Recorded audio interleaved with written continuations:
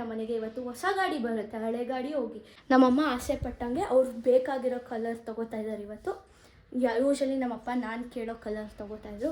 ಇವತ್ತು ನಮ್ಮಮ್ಮನ ಮಾತು ಕೇಳೋಣ ಅಂತ. ನೀನು ಎಷ್ಟು ಅವತಾರ ಆಡಿದ್ದೆ ಅಂದ್ರೆ ಅಪ್ಪ ಇದೇ ಕಲರ್ ಬೇಕಂತ ನೀನು ರೆಡ್ ಕಲರ್ ನೀನು ಇಷ್ಟಪಟ್ಟಿದ್ದೆ. ಆಮೇಲೆ ಅವತ್ತೇ ಡೆಲಿವರಿ ಬೇಕು ಅಂತ ಹತ್ತಿದ್ದೆ. ಅದೆಲ್ಲ ನನಗೆ ಇನ್ನ ಜ್ಞಾಪಕ ಇದೆ. ನಿನ್ ರೌಂಡ್ ಓಡಿಸಿದ್ದು ಎಷ್ಟು ಸೊರೆ ರೌಂಡ್ ಓಡಿಸಿದ್ದೀನಿ ಅದ್ರ ಮೇಲೆ. ಆದ್ರೂ ಬಿಡ್ತಾನೆ ಇರಲಿಲ್ಲ. ಬಂದು ಕೂತ್ಕೊತಾ ಇದ್ದೆ, ಇನ್ನೊಂದು ರೌಂಡ್ ಓಡಿಸಿ.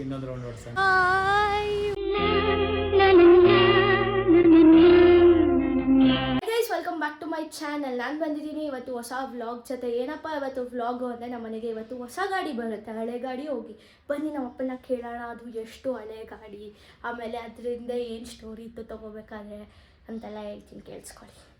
ಸೊ ಗೈಸ್, ಇವತ್ತು ಅಮ್ಮ ಆಸೆ ಪಟ್ಟಂಗೆ ಅವ್ರು ಬೇಕಾಗಿರೋ ಕಲರ್ ತೊಗೋತಾ ಇದ್ದಾರೆ ಇವತ್ತು. ಯೂಶಲಿ ನಮ್ಮಪ್ಪ ನಾನು ಕೇಳೋ ಕಲರ್ ತೊಗೋತಾ ಇದ್ರು. ಇವತ್ತು ನಮ್ಮಮ್ಮನ ಮಾತು ಕೇಳೋಣ ಅಂತ ಒಂದು ಕಲರ್ ತೊಗೋತಾ ಇದ್ದಾರೆ. ಲಾಸ್ಟಲ್ಲಿ ಹೇಳೋಣ. 14 ತೊಗೊಂಡಿದ್ದೆ. ಅದು ಏನಾಗ್ತಾ ಇದೆ ಅಂದ್ರೆ ಕೊಡಕ್ಕೆ ಇಷ್ಟ ಇಲ್ಲ. ಒಳ್ಳೆ ಲಕ್ಕಿ ಗಾಡಿನೇ, ಬಟ್ ಏನಂತಂದ್ರೆ ಪ್ರಾಬ್ಲಮ್ ಬರ್ತಾ ಇದೆಯಲ್ಲ, ಅದರಿಂದ ಕೊಡೋಣ ಅಂತ. ತುಂಬ ದಿನದಿಂದ ಪ್ರಾಬ್ಲಮ್ ಬರ್ತಾನೆ ಐತೆ. ರೆಡಿ ಮಾಡಿಸಿ ಅದು ತೊಗೊಳೋದಕ್ಕಿಂತ ಜಾಸ್ತಿ ಇದು ರೆಡಿ ಮಾಡ್ಸೋಕ್ಕೆ ದುಡ್ಡು ಹಾಕ್ಬಿಟ್ಟಿದ್ದೀವನೋ. ನಿಲ್ಸಿದ ಜಾಗದಲ್ಲಿ ನಿಲ್ಸಿ ಆ ಗಾಡಿನ. ಸೊ ಇವಾಗ ನಮ್ಮನೆಗೆ ಹೊಸ ಗಾಡಿ ಬರುತ್ತೆ. 12 years 14 ಅಲ್ಲ ಇದು ಏನೋ ಅವಾಗ ತೊಗೊಂಡಿದ್ವಲ್ಲ ನಾವು 2 wheelerನ. ಅವಾಗ ನಾನು ಏನೇನು ಅವತಾರ ಆಡಿದ್ದೆ. ನೀನು ಎಷ್ಟು ಅವತಾರ ಆಡಿದ್ದೆ ಅಂದ್ರೆ ಅಪ್ಪ ಇದೇ ಕಲರ್ ಬೇಕಂತ ನೀನು ರೆಡ್ ಕಲರ್ ನೀನು ಇಷ್ಟಪಟ್ಟಿದ್ದೆ. ಆಮೇಲೆ ಅವತ್ತೇ ಡೆಲಿವರಿ ಬೇಕು ಅಂತ ಹತ್ತಿದ್ದೆ. ಅದೆಲ್ಲ ನನಗೆ ಇನ್ನ ಜ್ಞಾಪಕ ಇದೆ. ನಿನ್ ರೌಂಡ್ ಓಡಿಸಿದ್ದು ಎಷ್ಟು ಸೊರೆ ರೌಂಡ್ ಓಡಿಸಿದ್ದೀನಿ ಅದ್ರ ಮೇಲೆ. ಆದ್ರೂ ಬಿಡ್ತಾನೆ ಇರಲಿಲ್ಲ. ಬಂದು ಕೂತ್ಕೊತಾ ಇದ್ದೆ, ಇನ್ನೊಂದು ರೌಂಡ್ ಓಡಿಸಿ ಅಂತ. ನಾವು ಅವಾಗ ಗಾಡಿ ತಗೊಂಡಿದ್ದು ಎಂತ ಗೊತ್ತಾ, ಅದೇ ಹೇಳ್ದಂಗೆ ಗೈಸ್, ಎಷ್ಟೊಂದು ವ್ಲಾಗಲ್ಲಿ ಹೇಳಿದೀನಿ ಅನ್ಸುತ್ತೆ. ಹೋಗಿ ಹಾಲು ತರಕ್ಕೆ, ತರಕಾರಿ ತರಕ್ಕೆ, ಅದಕ್ಕೆ ನಾವು ಅದನ್ನ ತಗೊಂಡಿದ್ದು. ಅದು ಏನಂದ್ರೆ ನಂಗೆ 2 wheeler ಬೇಕು. ನಮ್ಮ ಮನೇಲಿ ಕಾರ್ ಇತ್ತು, 2 wheeler ಇರಲಿಲ್ಲ. 2 wheeler ಬೇಕು ಅಂತ ಫುಲ್ ಹಠ ಮಾಡಿ, ಅದೇ ಕಲರ್ ಬೇಕು, ಆಕ್ಟಿವಾನೇ ಬೇಕು ಅಂತ ಫುಲ್ಲು ಹಠ ಮಾಡಿದ್ದೆ. ಸೊ ಇವತ್ತು ಫೈನಲಿ ಆ ಗಾಡಿನ ಕೊಟ್ಬಿಡ್ತಾ ಇದ್ದಾರೆ. ಯಾಕಂದರೆ ಅದು ತುಂಬ ಪ್ರಾಬ್ಲಮ್ ಆಗ್ತಾಯಿದೆ. ನಾನು ಹೇಳ್ದೆ ಅದನ್ನು ಇಟ್ಕೊಂಡು ಬೇರೆ ತೊಗೋಬೋದಲ್ಲ ಅಂತ. ಇಲ್ಲ ಕೊಟ್ಬಿಡ್ತೀನಿ, ಅದು ತುಂಬ ಪ್ರಾಬ್ಲಮ್ ಬರ್ತಾ ಇದೆ ಅಂತ ಅಂದು. ಸೊ ಅದು ಇವಾಗ ಹೋಗ್ತಾ ಇದೆ ನಮ್ಮ ಮನೆಯಿಂದ. ಇವತ್ತು ಲಾಸ್ಟ್ ಅದು ನಮ್ಮ ಮನೆಗೆ ನಾಳೆ ಬರುತ್ತೆ 2 wheeler. ನಾನು ಹೋಗ್ಬೇಕಿತ್ತು ಬುಕ್ ಮಾಡೋಕ್ಕೆ, ಬಟ್ ಅನ್ಫಾರ್ಚುನೇಟ್ಲಿ ನಾನು ಸ್ನಾನ ಮಾಡಿಲ್ಲ, ಲೇಟ್ ಆಗುತ್ತೆ. ಆಮೇಲೆ ಅದೇನೋ ರಾಹುಗಾಲ ಅವೆಲ್ಲ ಇದೆಯಂತೆ. ಸೊ ಅದಕ್ಕೆ ಇದೇ ಗಾಡಿ ನಂಬರ್ ಪ್ಲೇಟ್ನ ಬ್ಲರ್ ಮಾಡ್ತೀನಿ ನೋಡಿ. ಎಷ್ಟು ಸ್ಟಿಕ್ಕರಿಂಗ್ ಮಾಡಿಸಿದ್ದೆ ಅಂದರೆ ಇದು ನಾನೇ ಮಾಡಿಸಿದ್ದು. ಗಾಡಿ ತೊಗೊಂಡು ದಿನಾನೇ ಮಾಡಿಸಿದ್ದು. ಇದು ಆಮೇಲೆ ಇದು ಸ್ಟಿಕ್ಕರಿಂಗು, ಆಮೇಲೆ ಇದು ಕಂಪ್ನಿ ಹೆಸರು, ಆಮೇಲೆ ಅಷ್ಟೇ. ಸೊ ನಮ್ಮ ಮನೇಲಿ ಯಾವುದೇ ಗಾಡಿ ಕಾರ್ ತೊಗೊಂಡ್ರು ನನ್ನ ಹೆಸ್ರನ್ನ ಎನ್ಗ್ರೇವ್ ಮಾಡಿಸ್ತಾರೆ, ಅದ್ರ ಮೇಲೆ ಸ್ಟಿಕ್ಕರಿಂಗ್ ಮಾಡಿಸ್ತಾರೆ. ಸೊ ಇವಾಗ ಈ ಗಾಡಿ ಹೋಗುತ್ತೆ, ಹೊಸ ಗಾಡಿ ಬರುತ್ತೆ, ಖುಷಿನೂ ಇದೆ. ಆಮೇಲೆ 14 ಅಂದರೆ 12 years ನಮ್ಮ ಜೊತೆ ಇತ್ತಲ್ಲ, ಇವಾಗ ಹೊಟ್ಟೋಗುತ್ತಲ್ಲ ಅಂತ ಬೇಜಾರು ಆಗ್ತಾಯಿದೆ. ಹೋಯ್ತು ಗೈಸ್, ಆ ಗಾಡಿ ಹೋಯ್ತು. ಹೊಸ ಗಾಡಿ ಬರುತ್ತೆ ನಾಳೆ. ನಾನು ಸ್ನಾನ ಮಾಡಿದರೆ ಹೋಗ್ಬೋದಿತ್ತು, ಶಾಲೆಗೆ ಸ್ನಾನ ಮಾಡಬೇಕಿತ್ತು. ಮಿನಿಮಮ್ 1 hour ಆಗುತ್ತೆ ನನಗೆ. ಅದಕ್ಕೆ ನಮ್ಮಪ್ಪ ಮಾತ್ರ ಹೋದರು, ಬರ್ತಾರೆ ಬೇಗ ಅದನ್ನು ಕೊಟ್ಬಿಟ್ಟು. ಬಿಕಾಸ್ ನಾಳೆ ಡೆಲಿವರಿ ತೊಗೋಬೇಕಂದ್ರೆ ಇವತ್ತೇ ಕೊಡಬೇಕಂತ, ಇವತ್ತೇ ಬೇಕು ನನಗೆ ಅಂದರು.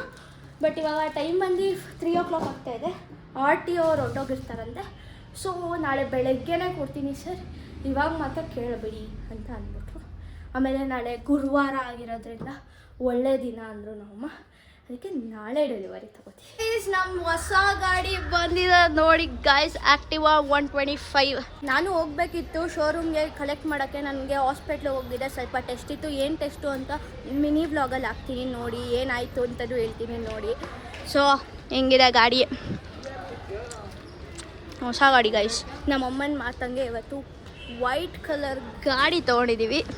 ಫಸ್ಟ್ ಟೈಮ್ ನಮ್ಮಮ್ಮನ ಮಾತು ಕೇಳಿರೋದು ನಾವು ಗಾಡಿ ತೊಗೊಳಕ್ಕೆ ಮುಂಚೆ. ಚೆನ್ನಾಗಿದೆ ನೋಡಿ ಡಿಸ್ಪ್ಲೇ. ನಮ್ಮಪ್ಪ ನೀನು ಬಂದೆ ಗಾಡಿ ಆನ್ ಮಾಡಬೇಕು ಅಂತೆಲ್ಲ ಅಂದಿದ್ರು, ಬಟ್ ಏನೂ ಮಾಡೋಕ್ಕಾಗಲಿಲ್ಲ. ನಾನು ಹಾಸ್ಪಿಟ್ಲಿಗೆ ಹೋಗಲೇಬೇಕಿತ್ತು. ಆ್ಯಂಡ್ ರಾಹುಗಾಲ ಅದೇನೇನೋ ನೋಡ್ತಾರಲ್ಲ, ಅದಕ್ಕೆ ಹೋಗಿ ತೊಗೊಬಂದ್ಬಿಡಪ್ಪ ಅಂತ ನಾನೇ ಅಂದೆ. ಸೊ ಆನ್ ಮಾಡ್ತಾರೆ. ದೇವರೇ ಒಳ್ಳೇದು ಮಾಡಪ್ಪ. LED ಮುಂಚೆ ಹಿಂಗೆಲ್ಲ ಇರಲಿಲ್ಲ ಅಲ್ಲ, ಇವಾಗ ನೋಡಿ ಆ್ಯಕ್ಟಿವ್ ಅಲ್ಲಿ ಫುಲ್ ಸ್ಮಾರ್ಟ್ ಸಿಸ್ಟಮ್ ಮಾಡಿಬಿಟ್ಟವ್ರೆ. ಸ್ಟಾರ್ಟ್ ಇಲ್ಲಿ, ಸೊ ಬ್ರೇಕ್ ಇಟ್ಕೊಬೇಕು ಆಗಲ್ಲ. ಓ ಇಲ್ಲೆಲ್ಲ ಆಪ್ಷನ್ ಎಲ್ಲ ಕೊಟ್ಟವ್ರೆ. ಫ್ಯೂಯಲ್ ರೇಂಜು,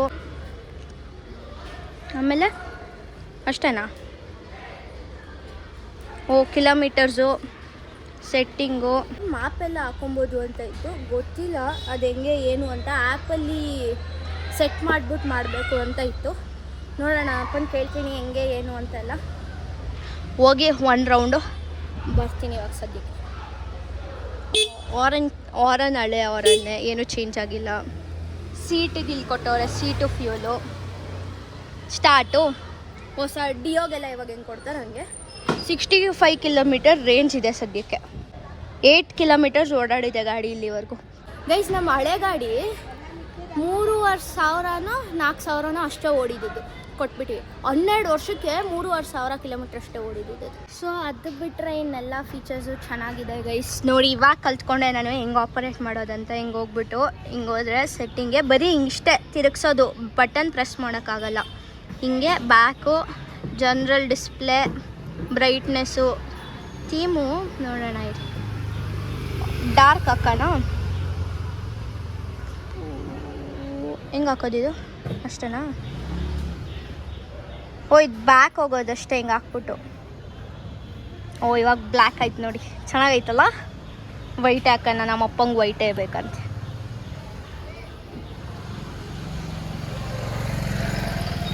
ಆಟೋ ಬಾ, ಹೊಸ ಗಾಡಿ ಬಂದಿದೆ, ತೋರಿಸ್ತೀನಿ ಹೆಂಗಿದೆ ಅಂತ.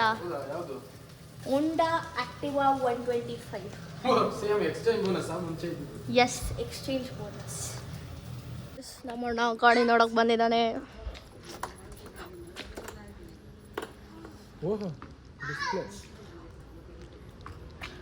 ಇಲ್ಲಿ ಕೊಟ್ಟವ್ರು ನೋಡು ಮೋಡನ್ನೆಲ್ಲ ಚೇಂಜ್ ಮಾಡೋರು. ಅಲ್ಲ ಇದು ಈ ಗಾಡಿನೂ ಹಿಂಗೆ ಸುಮ್ಮನೆ ಬ್ರೇಕ್ ಹಿಡಿದ್ರೆ ಏನಾಗುತ್ತೆ?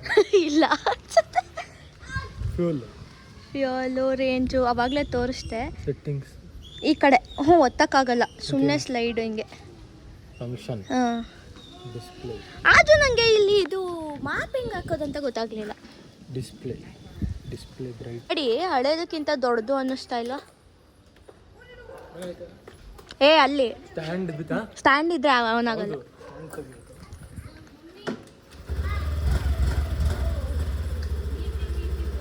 ನೀನು ಹಂಗೆ ನಿಲ್ಸ್ಕೊಂಡಿದ್ರೆ 2 ಬ್ರೇಕ್ ಹಿಡಿದ್ರೆ ಆಫ್ ಆಗುತ್ತೆ ಗಾಡಿ.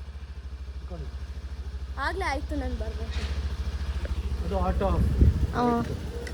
ಹೆಂಗಿದೆ ಬಿಟ್ಟರೆ ಕೇಳ್ತೀನಿ. ಇದು ಆಟೋ ಆಫ್ ಅನ್ಲೆಕ್ಕ. ಓ ಆಟೋ ಆಫ್ ಅನ್ನೋಕೆ. ಹಾಂ ನೋಡಿ, ಹಂಗೆ ಕೊಡ್ತಾ ಇಲ್ಲ ಇರೋದು, ಬೇರೆ ಏನೂ ಇಲ್ಲ. 8.8 ಏನೋ AB ಅಂತ. ರೇಂಜ್ ಇದ್ರೆ ಬೆಸ್ಟ್, ಫ್ಯೂಲ್ ಬೇಡ, ರೇಂಜ್ ಇದ್ರೆ.